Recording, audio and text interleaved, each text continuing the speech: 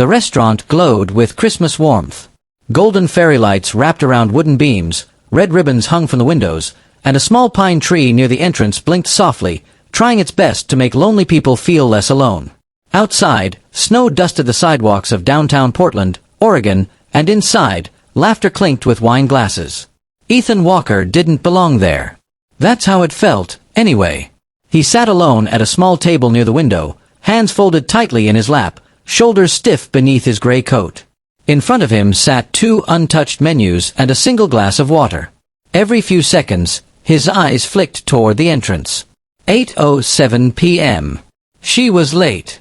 Or worse, she wasn't coming. Ethan exhaled slowly, the kind of breath a man takes when he's used to disappointment but still hopes, stupidly, that this time might be different. At 34, Ethan wasn't new to rejection. He was a single dad, after all. That label came before everything else. Before his job as a freelance graphic designer. Before the laugh lines around his eyes. Before the way he still believed in love, even when he pretended not to. His daughter, Lily, was 6. She had insisted he go. "You should try again, Daddy," she'd said that morning, sitting cross-legged on the couch in her reindeer pajamas. "Mom would want you to." Those words had stayed with him all day. So here he was, on a Christmas Eve blind date, set up by a coworker who swore the woman was different. Ethan adjusted the simple silver watch on his wrist, the one Lily had bought him from a dollar store with her allowance. He told himself he'd give it 5 more minutes. That's when the door opened. A woman stepped inside, brushing snow from her coat. She had blonde hair that fell neatly over her shoulders and wore a deep red dress that felt intentional. Like she hadn't thrown it on just to be polite. Her eyes scanned the room. When they landed on Ethan, something flickered across her face. Surprise. Then confusion. Then disappointment. Ethan felt it instantly. She walked toward him anyway, heels clicking softly against the floor. Up close, she was even more striking, but her smile was tight, polite in the way people are when they've already decided something won't work. "Ethan?" she asked. "That's me," he said, standing quickly and nearly knocking his chair back. "I'm Claire." They shook hands. Her grip was light, distant. They sat. The silence stretched just a little too long. "So," Claire glanced at the empty chair, then back at him. "You're a dad." Ethan nodded. "Yeah. Single dad." Her lips pressed together. "How old?" 6. Another pause. Claire looked around the restaurant, at the couples laughing, hands intertwined, stories already shared. She tucked a strand of hair behind her ear. "I wish Mark had told me that," she said carefully. Ethan's chest tightened. He'd heard this before. "I get it," he said quickly. "If that's a deal-breaker." She sighed. "I don't think I'm ready for that kind of responsibility." There it was. Rejected, politely, but completely. Claire reached for her coat. "I'm really sorry. You seem nice. I just don't want to waste your time." Ethan forced a smile. "You're not." She hesitated, guilt flashing in her eyes, then stood. "Merry Christmas, Ethan." "Merry Christmas." She walked away. Ethan sat there as the chair across from him stayed empty, mocking him. Around him, life continued, waiters moving, couples laughing, music playing softly. He swallowed hard. So much for trying again. He signaled the waiter. "Check, please." As he waited, he pulled out his phone. A message from Lily popped up. "Lily, did you meet her yet?" Ethan stared at the screen, thumb hovering. He didn't want to lie, but he didn't want to crush her either. Before he could reply, a voice interrupted him. "Excuse me." He looked up.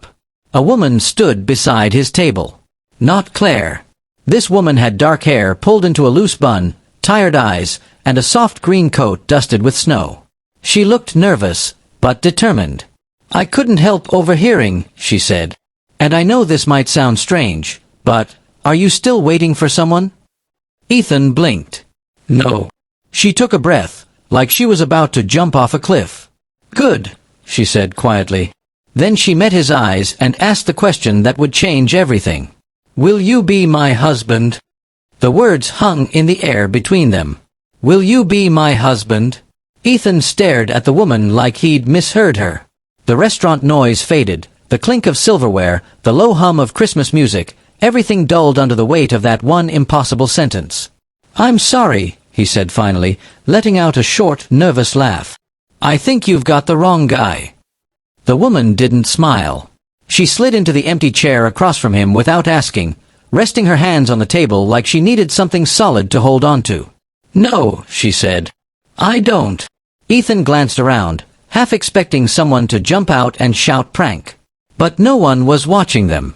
To everyone else, they were just two strangers sitting down on Christmas Eve. "I don't even know your name," Ethan said. "It's Maya," she replied. "Maya Reynolds." He shook his head slowly. "Maya, you can't just ask a stranger to marry you." "I know," she said softly. "That's why I'm asking you." That didn't help. Ethan pushed his chair back slightly. "Look, if this is some kind of joke, I'm really not in the mood." "It's not a joke," Maya said quickly. "And I swear I'm not crazy." She hesitated, then added, "At least, not in the way you're thinking." Something in her voice, raw, almost shaky, made Ethan pause. "Why me?" he asked. Maya followed his gaze to the untouched menus, the empty chair, the way he kept glancing at his phone. Her eyes softened. "Because you stayed," she said. "Most people would have left." He frowned. "That's not exactly a reason to marry someone." She gave a small, sad smile. "It is when you're looking for someone who doesn't run." Silence settled again, heavier this time. Ethan rubbed his temples. "Okay. Start explaining." Slowly. Maya took a deep breath. "I overheard your date," she said. "When she left. I didn't mean to eavesdrop, but I was at the bar." Ethan stiffened, embarrassment creeping up his neck. "You didn't look angry," she continued. "You looked tired. Like someone who's used to putting other people first." He didn't deny it. "And then I saw you text your kid," she added, glancing at his phone. "I lost my son last year." That stopped him cold. "I'm sorry," he said quietly. "So am I," Maya replied. "Every day." She swallowed hard, then went on. "I was married once. My husband died in a car accident 3 years ago. After that, everything kind of fell apart." Ethan leaned back, listening. "My son, Noah, was my whole world," she said. "When he got sick, I thought love would be enough. It wasn't." Her voice cracked, just slightly. "I don't know why I'm telling you this," she said. "Maybe because it's Christmas. Maybe because you didn't look at your phone and storm out when things got uncomfortable." Ethan thought of Lily. Her messy ponytail. The way she hugged him extra tight when she sensed he was sad. "What does this have to do with marriage?" he asked gently. Maya straightened, nerves flickering across her face again. "My late husband's parents," she said. "They're old-fashioned. Very old-fashioned. They own the house I'm living in. They're coming tomorrow." Ethan's brow furrowed. "They think I remarried," Maya said. "They think I've moved on, built a stable life. If they find out I haven't, they'll take the house back. The one Noah grew up in." "So you need a pretend husband," Ethan said. "Yes." He let out a breath. "On Christmas Eve." "Yes." "For how long?" "Just through the holidays," she said. "A week. Maybe less." Ethan laughed softly, shaking his head. "This is insane." "I'll pay you," Maya blurted out. He stopped laughing. "No. I didn't mean," she flushed. I don't know how else to ask." Ethan looked at her, really looked at her now. The tired eyes. The strength beneath the nerves. The honesty that felt unpolished, real. "And what happens after?" he asked. Maya met his gaze. "After, we go back to our lives." Something about that answer didn't sit right with him. His phone buzzed again. "Lily, Daddy?" Ethan stared at the message, then back at Maya. "You know," he said slowly, "my daughter asked me to try dating again today." Maya's eyes widened. "You have a daughter?" 6, he said. She's my whole world. Maya smiled faintly, eyes glistening. Then you understand. Ethan leaned back, heart pounding. A fake marriage. A grieving widow. Christmas Eve. Everything about this screamed, don't do it. And yet, he looked at the empty chair one last time. Then at the woman who had just turned his quiet rejection into something dangerously hopeful. Okay, he said. I'll consider it. Maya's breath caught. Really? On one condition, Ethan added. She leaned forward. Anything. No lies to the kids, he said. If we do this, we do it with respect. Maya nodded immediately. Deal. Outside, snow began to fall harder.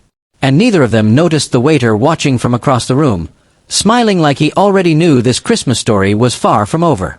The house smelled like pine and cinnamon. Ethan stood in the entryway of Maya's home, brushing snow from his coat, trying not to overthink the fact that he'd agreed to pretend to be someone's husband less than 12 hours after meeting her. This is where you say something normal, Maya whispered beside him. He glanced at her. She looked different this morning, less guarded, more real. She wore a soft sweater, hair down, no makeup except a hint of mascara that didn't quite hide the sleepless night. Nice house, Ethan said. Very lived in. Maya exhaled in relief.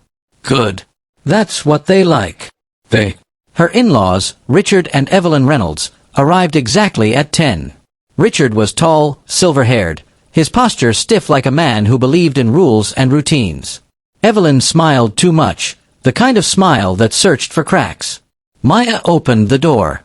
There they are, Evelyn said, stepping inside and pulling Maya into a hug. Then her eyes moved to Ethan. Sharp. Measuring. And you must be Ethan. Ethan extended his hand. Yes, ma'am.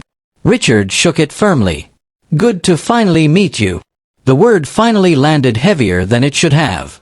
They sat in the living room, Christmas decorations carefully placed, family photos lining the mantel.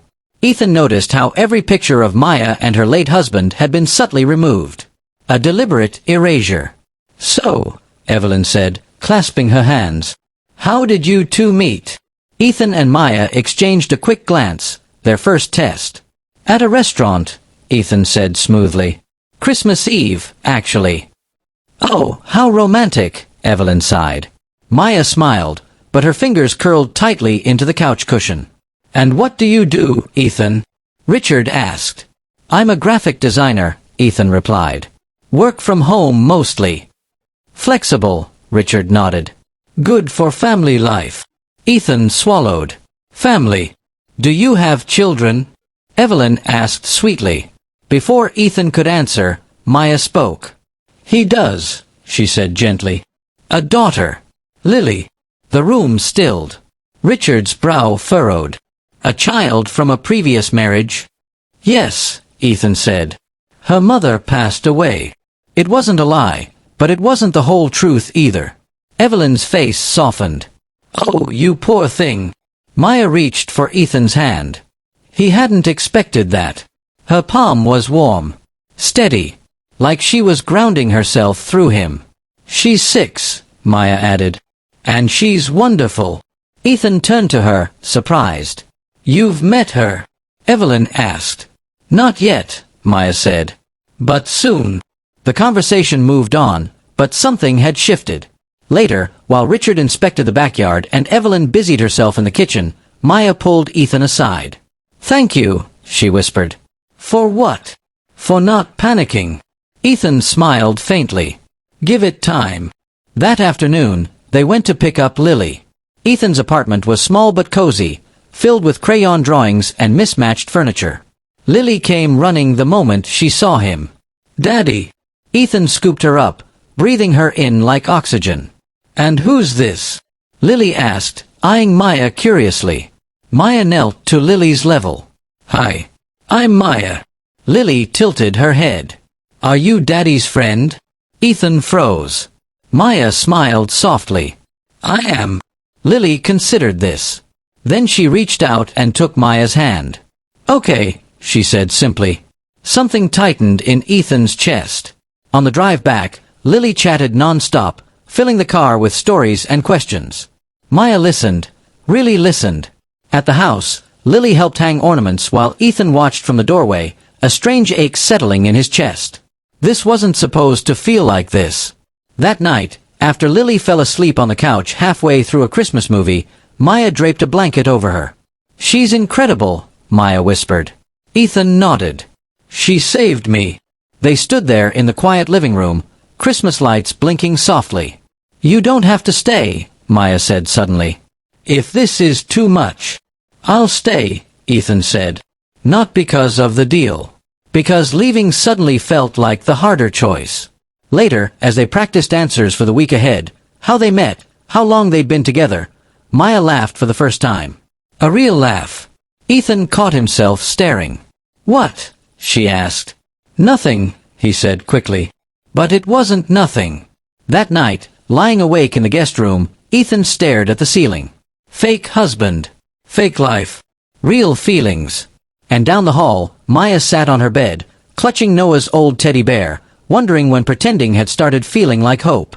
Neither of them noticed Evelyn watching from the hallway earlier. Her smile had faded. Because she was beginning to suspect the truth. Evelyn Reynolds had always trusted her instincts. They were what had helped her raise a successful son, manage a household without chaos, and spot lies long before anyone else noticed them. And right now, her instincts were whispering something she didn't want to believe. This marriage wasn't real. She stood in the hallway, watching Ethan help Lily with her shoes. He crouched low, patient, tying the laces slowly while Lily talked to Maya a minute. Maya hovered nearby, smiling, but not the effortless smile of a woman comfortable in her own life. It was the smile of someone hoping. That night, after Lily went to bed, Evelyn finally spoke. "So," she said, stirring her tea, eyes fixed on Maya. "Ethan, how did you propose?" The room went still. Ethan looked at Maya. Maya looked at Ethan. This question hadn't been practiced. Ethan began. "At the restaurant," Maya said quickly. "Christmas Eve." Evelyn's eyebrow arched. "How original." Richard glanced up from his newspaper. "And the ring." Ethan's heart dropped. "We didn't," he started. Maya reached for his hand again. "We decided to wait. It felt more meaningful that way." Evelyn sipped her tea, unimpressed. "Meaningful," she repeated. The silence stretched until Richard cleared his throat. "Evelyn, let them be." But the damage was done. Later that night, Maya stood at the sink, scrubbing a spotless mug far too hard. Ethan leaned against the counter behind her. "She knows," Maya whispered. "I can feel it." "Maybe she's just intense," Ethan offered. Maya laughed softly. "You don't know her." He stepped closer. "Then tell me what you're really afraid of." Maya turned, eyes shining. "That if this falls apart," she said, voice breaking, "I lose the house. I lose the last place Noah was happy. And I lose this." She gestured between them. Ethan swallowed. This wasn't part of the deal. "I know," she said quickly. "I'm sorry. I shouldn't." But then the power went out. The lights blinked once, then vanished. The house plunged into darkness, followed by Lily's small voice from down the hall. "Daddy." Ethan moved instantly. "I've got her." He returned moments later with Lily wrapped in a blanket, sleepy and scared. "Power's out," Ethan said gently. "Probably the storm." Maya lit a candle. The flickering light softened everything. Faces, fears, boundaries. They sat together on the couch, Lily between them, slowly drifting back to sleep. Maya watched Ethan brush Lily's hair back with such care it hurt to look at. "You're a good father," she whispered. Ethan met her eyes. "You'd have been a great mom." Her breath caught. Lily shifted, mumbling, "I like her, Daddy." Ethan smiled. "Me too, kiddo." The words slipped out before he could stop them. Maya looked at him, startled. "I mean," he started. But Maya didn't look away. She leaned closer, the space between them shrinking, candlelight dancing across her face. "This is a bad idea," she whispered. "I know," Ethan said. They stayed there, suspended between sense and feeling. Then Maya kissed him. It wasn't rushed or desperate. It was soft. Careful. Like they were both afraid the moment would shatter if they moved too fast. Ethan froze for half a second. Then he kissed her back. The world narrowed to warmth and breath and the unmistakable truth that this wasn't pretend anymore. A creak sounded behind them. They broke apart instantly. Evelyn stood in the doorway. Her eyes went from Maya, to Ethan, to Lily asleep between them. Her expression hardened. "This," she said quietly, "explains a great deal." Maya stood. "Evelyn, I can explain." "No," Evelyn said sharply. "You've done enough explaining." Richard appeared behind her. "What's going on?" Evelyn turned to him. "They're lying." Ethan rose slowly, heart pounding. "Ma'am, this isn't." "Save it," Evelyn snapped. "This marriage is a performance. And I will not allow my grandson's memory to be turned into a convenience." Maya's voice shook. "Please. Just give us time." Evelyn's gaze dropped to Lily. Then back to Ethan. "You," she said coldly, "should take your daughter and go." Ethan felt something snap inside him. He pulled Lily closer. "With respect, you don't get to decide that." Evelyn straightened. "Then I'll have my lawyer decide." The candle flickered. And just like that, Christmas hope turned into war. The lawyer's letter arrived 2 days after Christmas. It sat on the kitchen counter like a threat, crisp white envelope, formal language, no room for misunderstanding. Ethan read it twice, then a third time, his jaw tightening with every line. Unauthorized residency. Misrepresentation. Vacate within 72 hours. Maya stood across from him, arms wrapped around herself, eyes hollow. "She's serious," she whispered. Ethan folded the letter carefully. "I know." The house felt colder now. The decorations that once glowed with warmth seemed out of place, mocking them. Outside, the snow had begun to melt, leaving behind gray slush and bare pavement, like the holiday magic had been scraped away. Lily sat at the table coloring, humming to herself. Ethan crouched beside her. "Hey, Bug." She looked up. "Are we going home?" He hesitated. "Yeah." "For a little while." Lily's smile faded. She glanced at Maya. "Did I do something bad?" Maya knelt quickly. "Oh no, sweetheart. Never. This isn't your fault. Not even a little." Lily studied her, then wrapped her arms around Maya's neck. "I'll miss you," she said simply. Maya closed her eyes, holding her like she was made of glass. Ethan packed quietly. No dramatic arguments. No raised voices. Just the heavy sound of goodbye pressed into every folded shirt, every box sealed with tape. When it was time, he stood in the doorway, keys in hand. "I never meant to complicate your life," he said. Maya shook her head. "You didn't. You made it better." He stepped closer, lowering his voice. "If I stay, Evelyn will make things worse. For Lily. For you." "I know," Maya whispered. "That's what hurts." They stood there, inches apart, saying everything with their eyes that words couldn't carry. "Take care of her," Maya said, nodding toward Lily. Ethan nodded. "Always." Then he left. The door closed with a soft click that sounded far too final. That night, Ethan lay awake on his couch, staring at the ceiling. Lily slept curled against his side, fingers gripping his shirt like she was afraid he'd disappear. He thought of Maya alone in that house. Of Noah's room. Of Evelyn's cold certainty. Sometimes love didn't look like fighting. Sometimes it looked like walking away. Across town, Maya sat on the floor of her living room, surrounded by half-packed boxes. The house echoed without Lily's laughter, without Ethan's steady presence. Evelyn called the next morning. "You have 1 week," she said coolly. "Then the house will be sold." Maya closed her eyes. "That house is all I have left of Noah." Evelyn's voice softened, just a fraction. "Then you shouldn't have lied." The line went dead. Maya pressed her forehead to the floor and finally let herself cry. 3 days later, Ethan got a call from a number he didn't recognize. "Mr. Walker," a male voice said.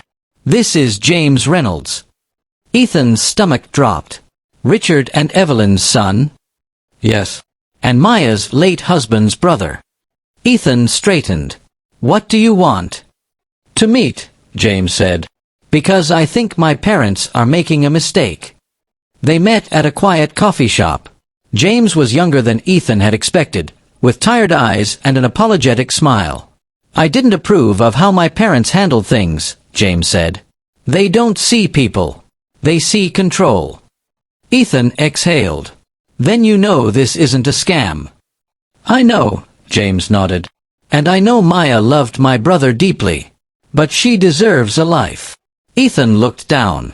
I walked away so Lily wouldn't get hurt. That's exactly why I called you, James said. Because that's what a good man does.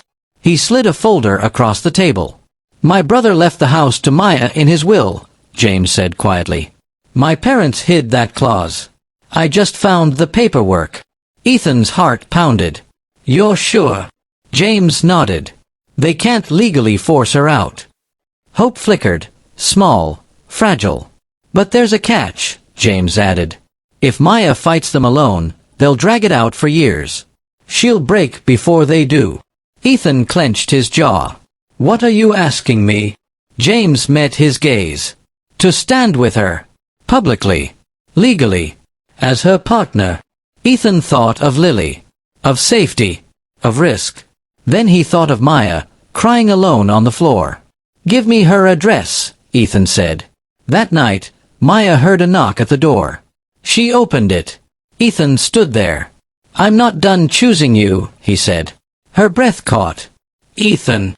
But this time, he added, it's not pretend. The living room was quiet when Evelyn and Richard Reynolds arrived. No holiday decorations. No warm cider. Just truth waiting to be spoken. Maya sat on the couch, hands folded tightly in her lap. Ethan stood beside her. Lily sat between them, swinging her legs, unaware that this moment would decide where all of them went next. Evelyn's eyes moved instantly to Ethan. You came back, she said coolly.